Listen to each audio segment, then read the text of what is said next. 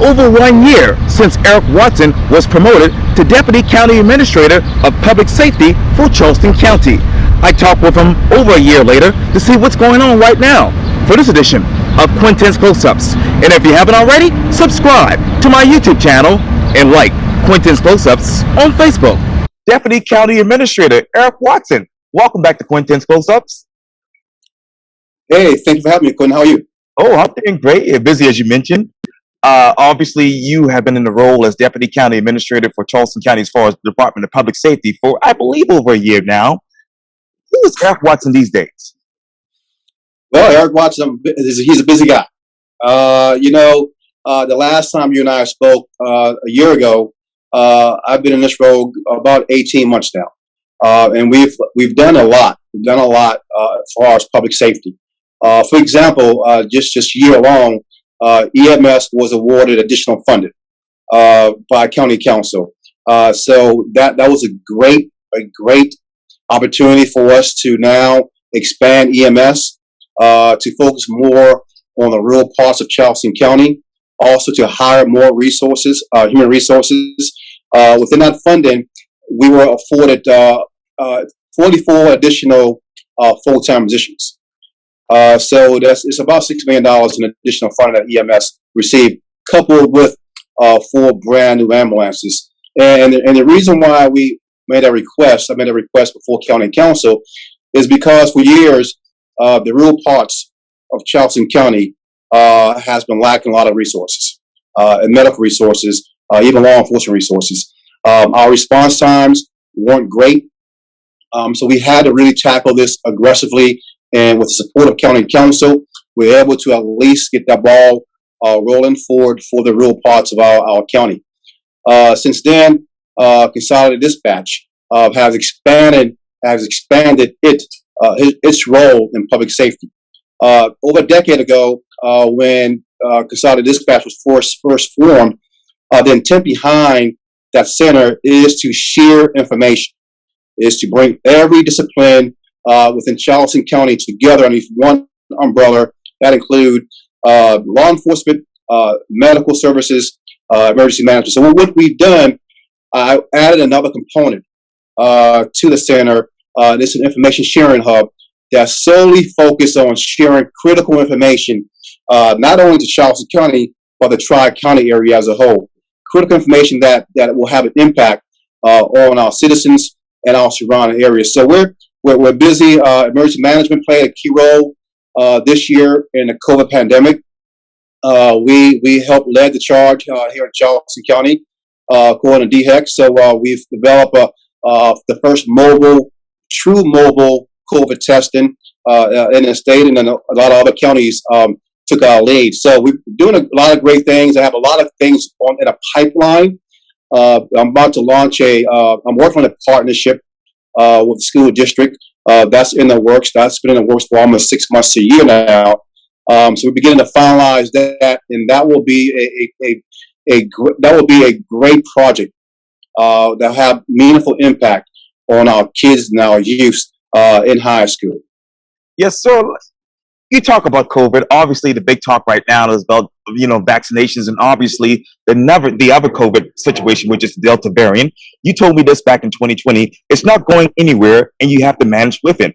How are you managing COVID and the Delta variant and vaccines? Well, we're adapting. I'll tell you what. Vaccines is we have an ample supply of vaccines. Okay, vaccines throughout the state. If you Google vaccine locations in South Carolina, you have tons of vaccine locations from Walgreens, CVS, to Publix, to Harris Teeter's, to your medical facilities. So the supply is there. The problem that we're having now is finding creative ways to encourage everyone to take their vaccines and the benefits of taking vaccines. So if you're not vaccinated, I encourage your listeners, your followers, to get vaccinated. This is the only way we can really beat this COVID pandemic. It's going to be here for a while. As you can see, CDC and South Carolina DHEC has adjusted guidelines. Now we're back to wearing masks. Even if you're vaccinated, you're required to wear masks now. So we are adapting, we are adjusting. So we have to learn how to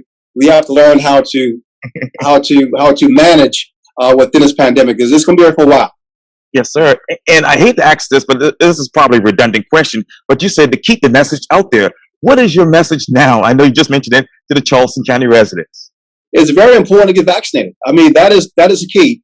And I understand the skepticism as far as those who don't want to become vaccinated, because it's hard for someone to have something injected into their bodies. Okay, especially with the speed as to what the vaccine was developed. That's understandable. But we've had over 200,000 folks in the country that has been vaccinated already, or close to it. And we have a very small percent of those that was affected negatively. So it's working. It's a viable vaccine. So I keep encouraging folks to get vaccinated. And what we're trying to do here, we're trying to promote it on social media as much as we can, through the media, through elected officials, through advertisements, through community events. When we have community events, we try to partner with healthcare providers to come out there and promote vaccines. Yes, sir.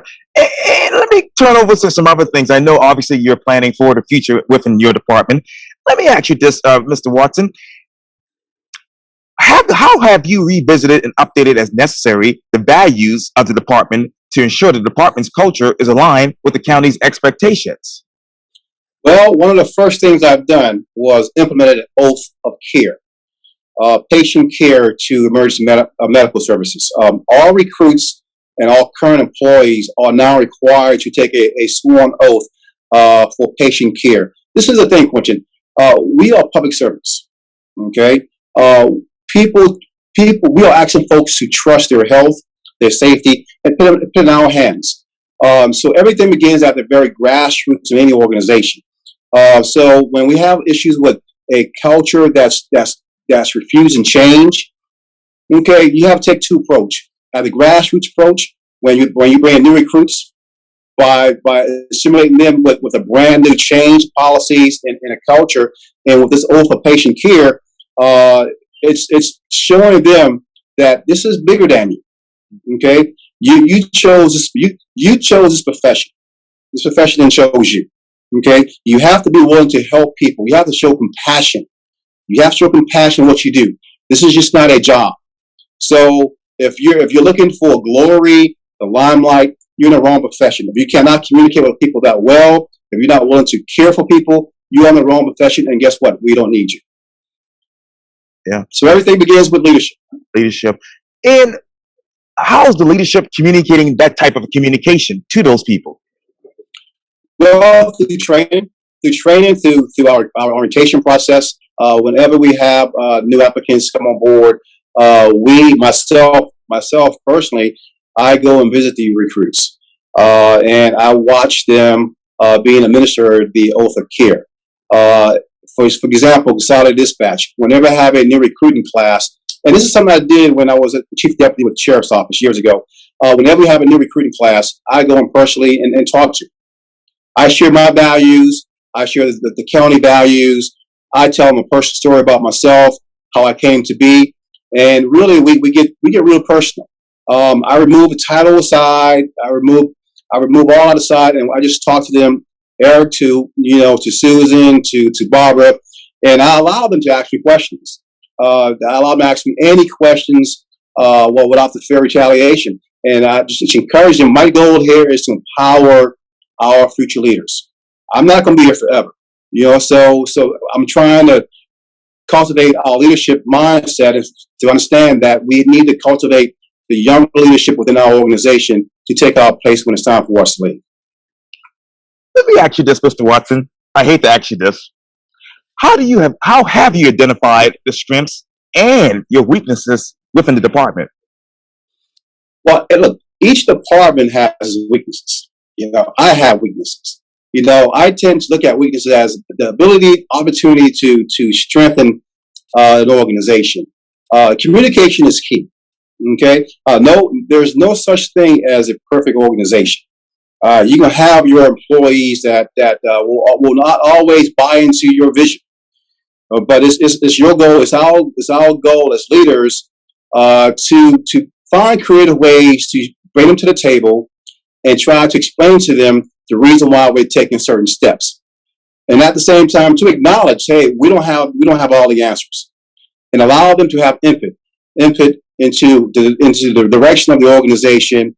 And the more you allow your employees to feel as they're part of the solution, they will go above and beyond to help you succeed or accomplish your goals. Absolutely. How creative have you been with your vision thus far? Well, I've been very creative. I tell you what, in the past 14 months, I've had over 44 special projects that we're working on within my directorate. That include emergency management, that include emergency medical services, that includes consolidated dispatch, that includes on fire, and now recently, county council just gave me oversight over the CJCC. Oh, so this is an opportunity for us to really transform public safety. But this is the thing, Quintin. When you think about public safety, you just can't think about law enforcement. Public safety has a much broader portfolio. Okay, and we talk about law enforcement, which plays a part in that. Medical services, emergency management, your fire, your community leaders, your faith-based groups, you yourself, you play a role in that. So we understand that it's much bigger than law enforcement. We can always have challenges. So it's my hope to bring more awareness to those who to fully understand the role of public safety for Charleston County.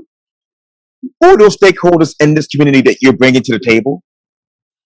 Well, I'll tell you what, I want to bring I've connected with a lot of grassroots nonprofit organizations. Okay, I think for years they've been left out. They've been left out for years out of the discussion. They're not.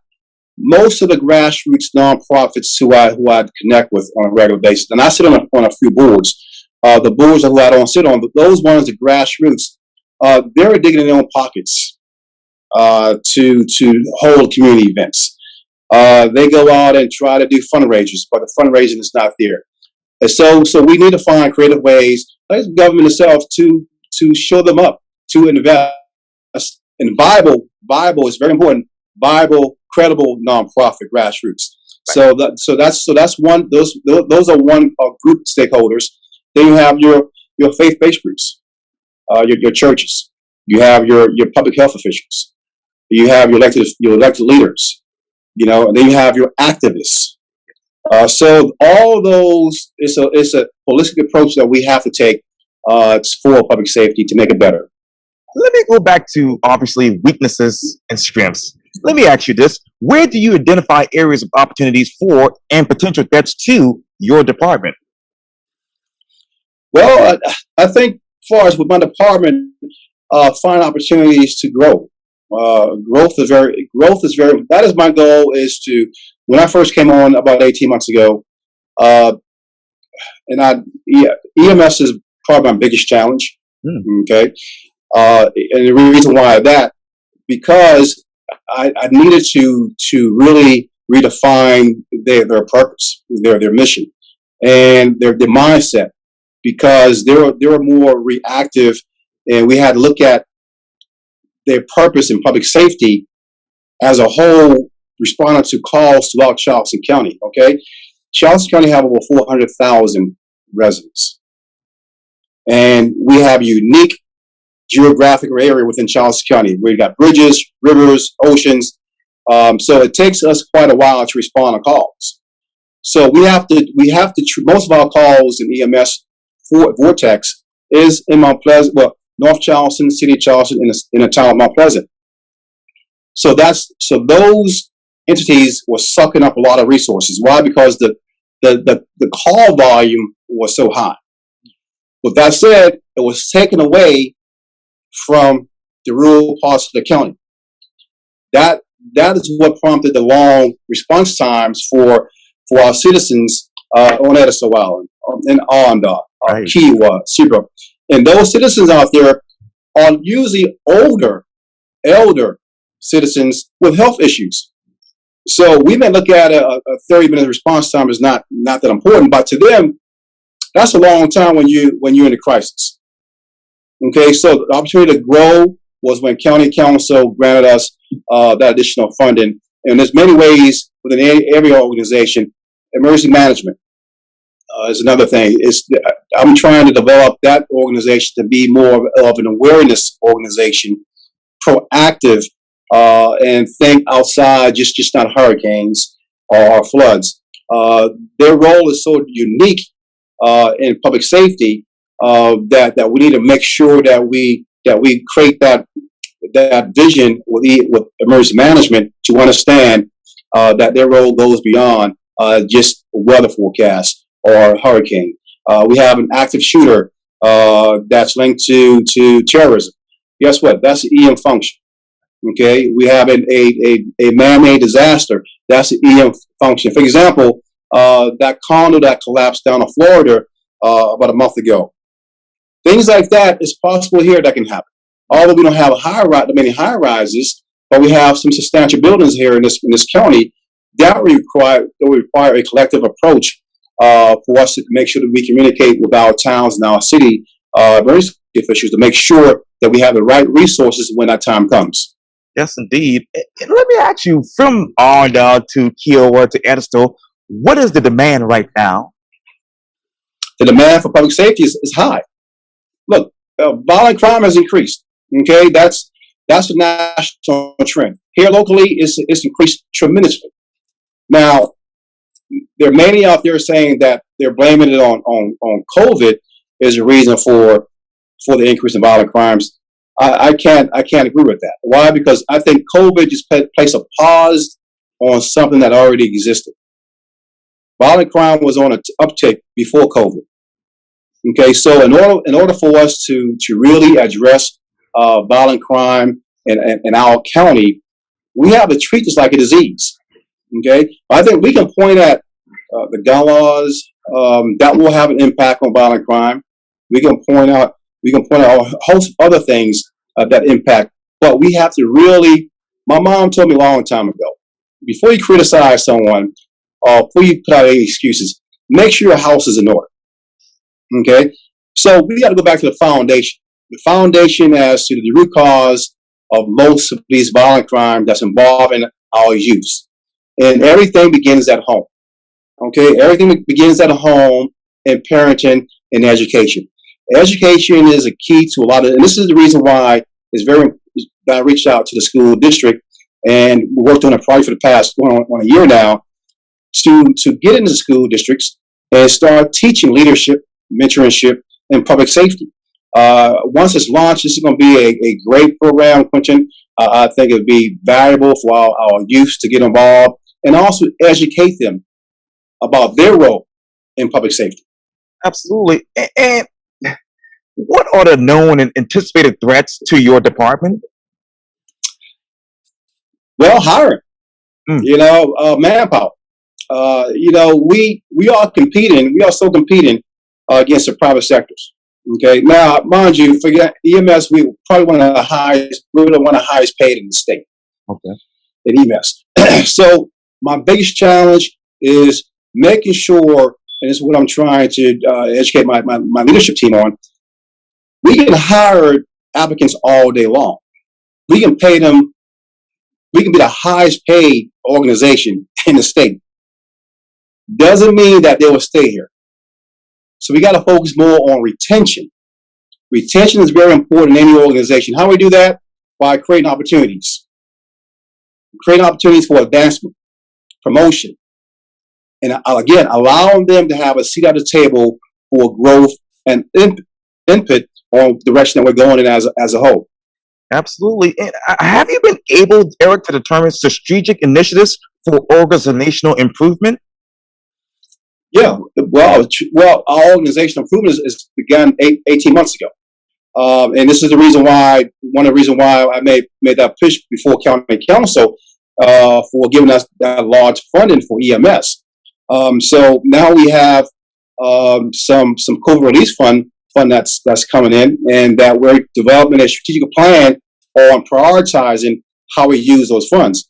It's my hopes that we can use those funds, some of those funds, to help improve public safety. And let me ask you this: how How do you develop a robust recruiting process to attract, hire, and retain qualified employees? Well, you have to be aggressive. You have to be creative. You have to go beyond your social media. This is very important. It's very difficult to attract minorities in this profession. And we have to find. This is the reason why we go out to events, community events. That's one of my top priorities when I first came on board was to make sure we are seen at these grassroots events. She started educating the minority communities and Hispanic community. Why is important? If you want to have an impact on your community, if you really want to stop the violence in your community, be a part of our solution. Now, if you want to really have an impact. For example, for me, I grew up downtown Charleston. Okay, right downtown. That's my home. That's my hometown. I love Charleston to death. So, for the life of me, I never, as a kid, I never even imagined being being a law enforcement officer, because most of my interaction with the police was negative. In that moment in my life when I got arrested, for disobeying an officer, for refusing to go to my home when I was standing on my porch next to my apartment, and for a person to really have the authority to take my power, my freedom away from me, not because I was violating the law. We didn't have a curfew in place. The reason why he did that is because he had the power to do it. He had the power to do it. And the reason why he did that is because he was pretty much pissed off at a bunch of kids playing NWA, on the projects. So when you tell a kid on a project to go home, what he's going to tell you? I'm already home. Our yards are connected. Our porches are connected. That's our community. So when I went to lockup, the officer asked me, where do you live? I put my ID. I said, I live right on the same street you locked me up on. My address was 18A Washington Street. You arrested me on Washington Street. I was already home. Go to court just to dismiss it. And so that was a pivotal moment in my life. I wanted to learn what that officer knew, because I knew what he was doing, what he did, how he was policing, wasn't the right way to police. I want to have an impact on my community. I want to serve my community much better than how he treated me. And so that was my way of coming back, of being employed by a profession that I distrusted years ago. Now it's a profession I love. It's a noble profession. Now I'm having a positive impact on policy decisions across the board. So I encourage those like that, the kids in the community that truly want to have an impact within your community, be a part. Don't be afraid. Be a part of government. Be a part of public service. And how, Eric, do you enhance community trust, interaction, and accountability? Q, that's a very good question. And I will start by saying being transparent. Okay? You can't pick and choose. In our profession, you cannot pick and choose when you want to be transparent. You can't decide on releasing a video when your officer is justified, so you have no problem releasing that video. But when your officer or your employee make a mistake, you want to use the law to refuse to release the video. That's not transparent. That's not transparency. You need to be real transparent by opening up your books to the public. And also, when your officers make a mistake or your employees make a mistake, you got to hold them accountable. You have to hold them accountable for their actions, for their violations. You have to have the courage to terminate employees when they make mistakes. I'm not saying all mistakes warrant termination. However, those mistakes of severe nature that erodes public trust, those kind of mistakes warrants termination. So being transparent, holding your employees and yourself accountable, and having aggressive supervision to make sure that your policies that you implement are being enforced. Those are three things that you can do to help build trust with community. That's all they're asking for: more transparency and better communication. And I know you have to run, but let me ask you two last questions. How do you identify accreditation needs of various agencies to meet national standards? Well, I think it's a good thing to have your organization accredited. It helps you maintain a certain standard, a national standard. It helps bring credibility to your organization when it comes down to civil litigation, criminal litigation, those kind of things, and also help your leadership team understand your vision, your standard, your goals, your mission, the direction that you want to go into as an organization. So I encourage those organizations that aren't accredited to at least make an effort to go through the process, because it adds value. It opens doors for your organization to grow as a leader, as employees. It also makes you feel good that you're part of a much bigger picture than yourself. And you know, obviously, you talked earlier about going in front of county council about getting funding for certain projects and certain departments. How do you optimize financial decisions to sustain quality services? Well, our population is growing.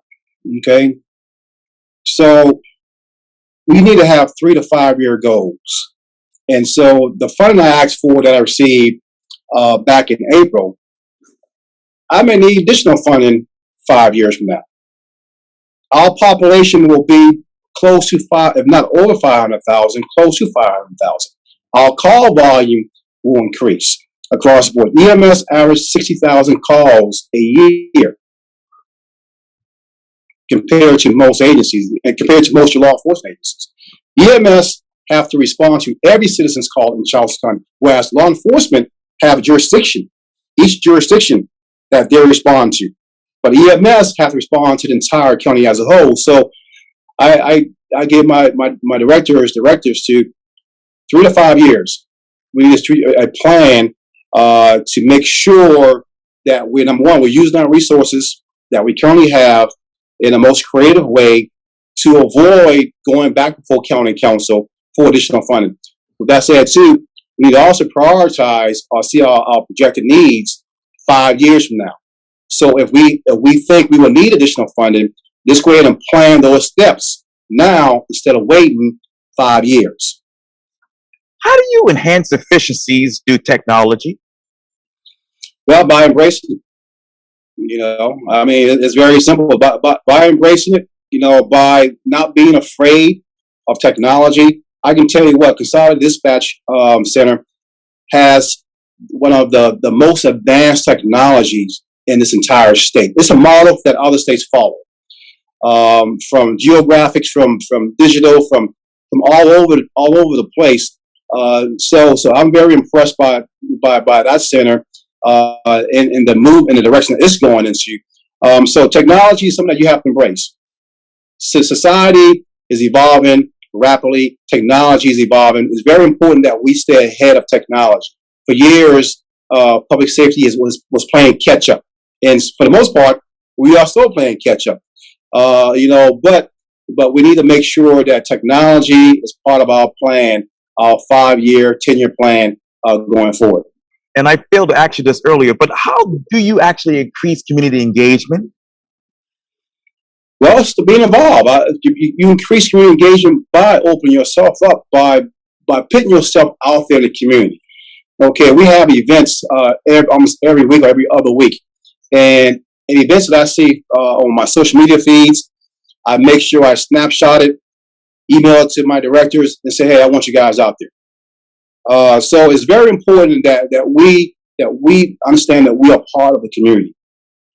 And in order for us to understand how different cultures operate, work, communicate, we have to embed ourselves inside the community, and by doing that, we can better serve them, especially attending these events, these educational events, like we have one August 7th, a back to school event that we'll be a part of. So those are grassroots movements, things that we can do to help build that bridge between us and the community.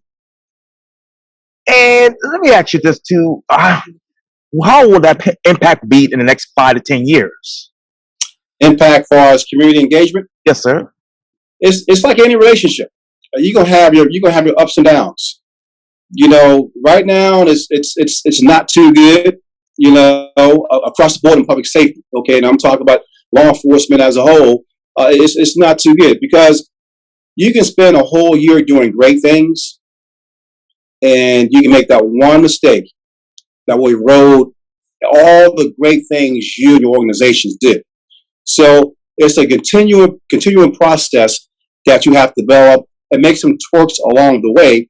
But one thing for sure that you have to make sure you keep in mind that you have to bring your key community leaders and activists to the table. So when you do make a mistake, bring them to the table, explain to them what happened. And again, going back to being transparent. Sure. Again, you can't pick and choose when you want to be transparent. You just can't pick and choose. That formula would never work. So being really transparent is what matters the most for community engagement and building trust. Deputy Chief Administrator Eric Watson, thank you for your time. And again, welcome back to Quintin's Close-Ups. Thank you for having me, my friend. You're welcome. Wish you well. Likewise.